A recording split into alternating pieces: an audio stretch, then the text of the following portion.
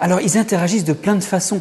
Il faut comprendre qu'un arbre, vu sa taille, c'est un pays pour les micro-organismes. Vu de la taille d'un micro-organisme, c'est un écosystème à peupler. Alors, il y en a partout.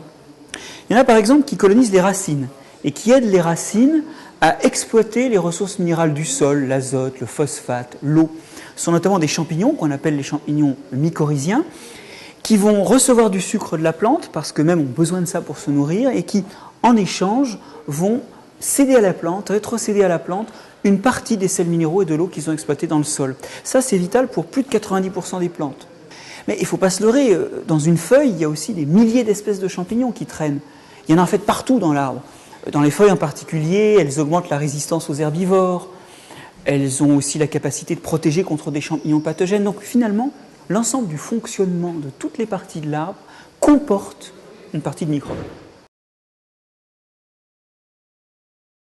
Sur l'être humain, il y a peu de champignons, mais il y a beaucoup de bactéries.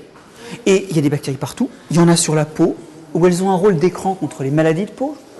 Il y en a sur toutes les muqueuses, comme celle de la bouche.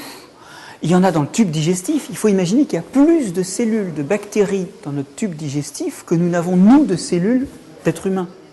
Et dans le tube digestif, elles ont des rôles très importants. Elles aident à la digestion. Là encore, elles font écran à des maladies. Un écran qui est imparfait des fois. Donc il y en a un peu partout. Il n'y en a pas que des bonnes, mais surtout, il y en a quelques-unes qui sont essentielles. Beaucoup sont pas nocives et il faut bien comprendre qu'on a évolué avec elles.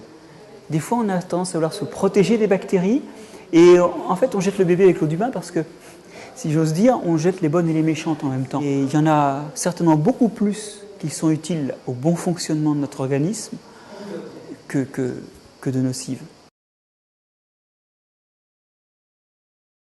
C'est un des programmes que l'on développe au sein du Centre d'écologie fonctionnelle et évolutive à Montpellier.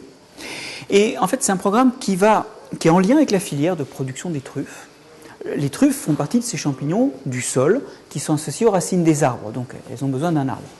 Et en général, pour produire des truffes, qu'est-ce qu'on fait? On plante des arbres qui ont été inoculés avec de la truffe. Le problème, c'est que ce n'est pas 100% de résultats favorables.